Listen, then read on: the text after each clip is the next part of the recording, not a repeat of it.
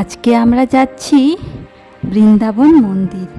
বাবা আমাদের জন্য গাড়ি ঠিক করে দিয়েছে, আর আমরা চারজন মিলে যাচ্ছি। আমরা 3 বোন আর আমার বোনের মেয়ে। তো আমরা সবাই মিলে খুব মজা করতে করতে গাড়িতে যাচ্ছি। আর ওয়েদারটা এত সুন্দর ছিল, ঠান্ডা ঠান্ডা ওয়েদার, হাওয়া হাওয়া খেতে আমরা অনেকটা রাস্তা চলে যাচ্ছি। মোটামুটি এখান থেকে মানে আমাদের বাপের বাড়ির থেকে 1 ঘন্টা রাস্তা। তারপরে দুদিকে শুধু সবুজ সবুজ গাছ আর মাঝে রাস্তা, খুব সুন্দর লাগছিল দেখতে পরিবেশটা। তারপরে আমরা ওখানে পৌঁছে গেলাম, আর ওখানে পৌঁছে পরে ঠিক করলাম যে গাড়ির থেকে নেমে আমরা প্রথমে প্রসাদ কিনবো, তারপরে মন্দিরে ঢুকবো। তো এখানে বাইরের থেকে মন্দিরটা দেখুন কত সুন্দর লাগছে। তারপরে প্রসাদ কিনতে চলে গেলাম। বড়দি বলল পুজো দেবো, তো চারিদিকটা দেখছিলাম। আরও 2-1টা দোকান ছিল এদিকে। আর এখানে লাড্ডুগুলো খুব সুন্দর, পুরো ঘিয়ে মানে পিওর ঘি, যেটা গাওয়া ঘি, তা সেইটা দিয়ে বানিয়েছে লাড্ডুগুলো, আর খুব সুন্দর খেতেও।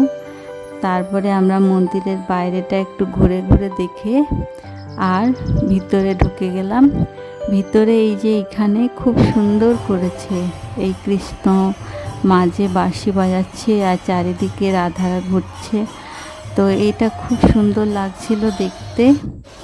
তারপরে মন্দিরের উপরে উঠে গেলাম, খুব সুন্দর উপরটা। আর তখন ঠাকুরের সামনে ওখানে পুজো হচ্ছিল, কীর্তন হচ্ছিল, আর ওই শুনতে শুনতে আমরা মন্দিরটা চারিদিকটা ঘুরছিলাম। তো দেখুন আমি ঘুরে ঘুরে দেখাচ্ছি মন্দিরের চারিপাশে কি সুন্দর কারুকার্য করা আছে।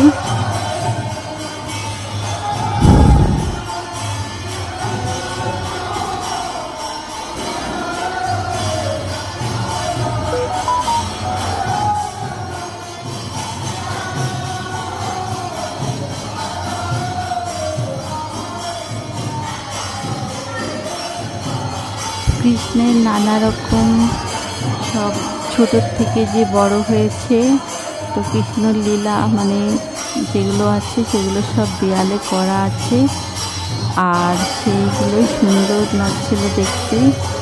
এই দেখুন যা যা কৃষ্ণ করেছিল ছোটোর থেকে সব কিছুই এখানে করা আছে দেওয়ালের মধ্যে।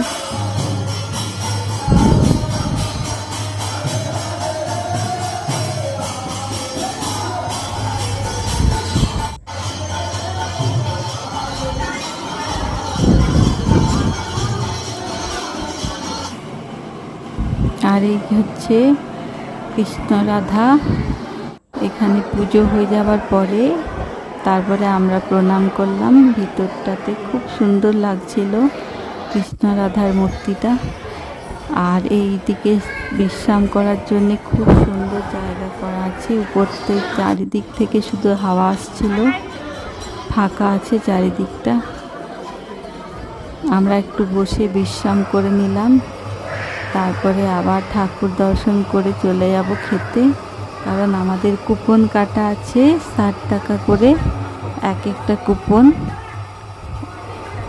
ওইটাতে আমরা নিরামিষ ভাত, সবজি, পায়েস, চাটনি এইসব খাবো।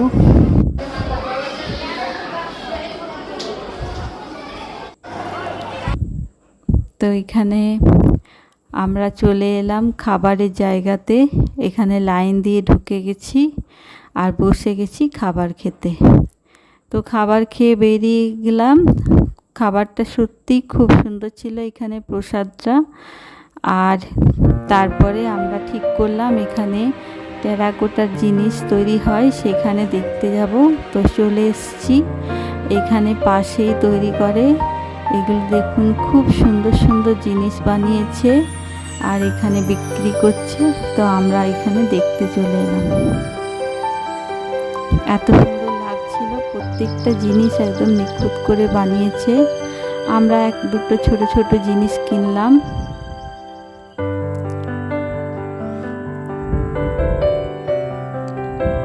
দেখে মনে হচ্ছে এখানে দাঁড়িয়ে দাঁড়িয়ে দেখতেই থাকি, এত সুন্দর লাগছিল দেখতে।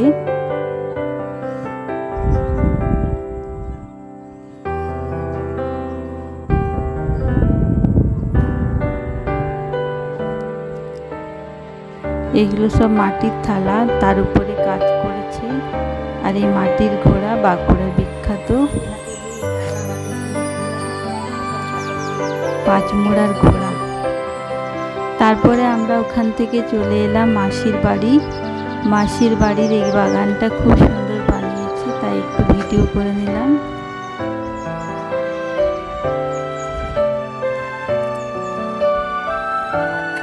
তারপরে মাসির সাথে দেখা করে চলে যাব বাড়িতে। এখানে মাসির সঙ্গে দেখা হয়ে গেছে, আর তারপরে চলে এলাম বাড়িতে। বাড়িতে এসে আমার বোন তাড়াতাড়ি করে পনির বাটার মশলাটা রেডি করছে। ও সকালে পনিরটা বানিয়ে দিয়ে গেছিলো, আর এসে গ্রেভি করে তাড়াতাড়ি করে পনির বাটার মশলা তো নিয়ে করে নিল। আর তার সাথে খাবো নান। নানটা রেস্টুরেন্ট থেকে কিনে নিয়ে এলাম আমরা দু বোনে। আর এই দেখুন পনির বাটার মশলাটা খুব সুন্দর খেতে হয়েছিল। আমার বোন খুব সুন্দর রান্না করতে পারে।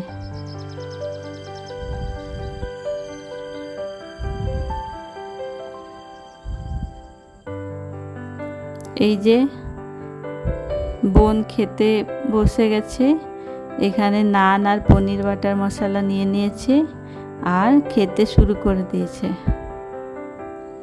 আর এটা পরের দিন সকালে আমি চা করছি, আর আমার বড় দিদি ঝাড় দিয়ে দিয়েছে, আর বোন পুরো চারিদিকে পরিষ্কার করে মুছছে। আমি চলে যাব চা খেয়ে পরে স্নান করতে, তারপরে পুজো করব। বাকি কাজগুলো আমার বোন করছে।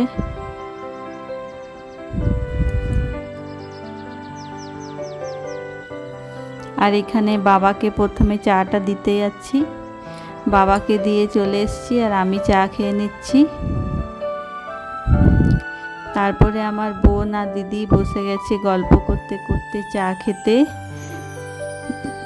এখন একটু ফাঁকা টাইম, তাই একটু আড্ডা মারা হচ্ছে তিনজন মিলে, আর গল্প করা হচ্ছে চা খেতে খেতে। খুব ভালো লাগছিল। তারপরে চলে এলো বৌদি, দাদা আর আমার দু ভাইপো। ওরা গিয়েছিল দার্জিলিং ঘুরতে, তো আর তার জন্যে আমরা তিন বোন এসেছি এখানে থাকতে বাবা মায়ের কাছে। তো ওরা দার্জিলিং থেকে ঘুরে চলে এলো, খুব ভালো লাগছিল।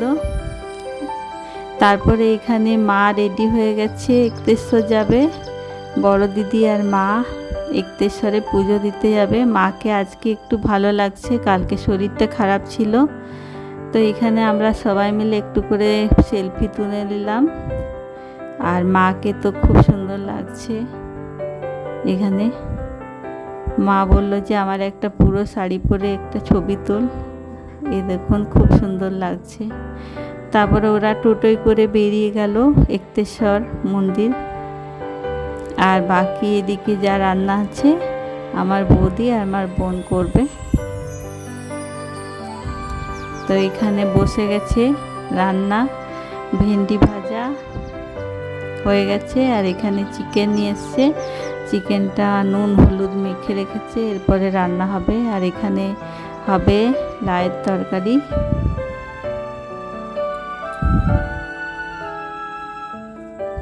আমার বোন কষতে লাগিয়ে দিয়েছে। তো আমার বোনের মেয়ে এসছে, ও বলছে আমিও কষবো, তো ও কষছে মাংসটা।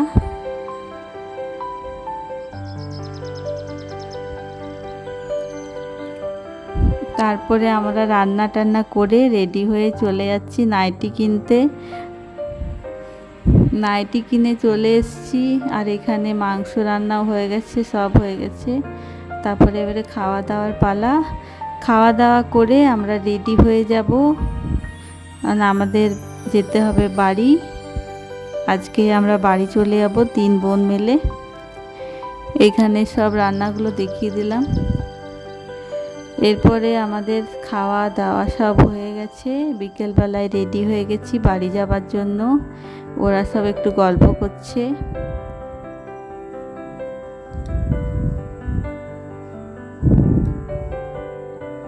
মনটা একটু খারাপ হয়ে গেল, অনেক দিন ছিলাম এবারে।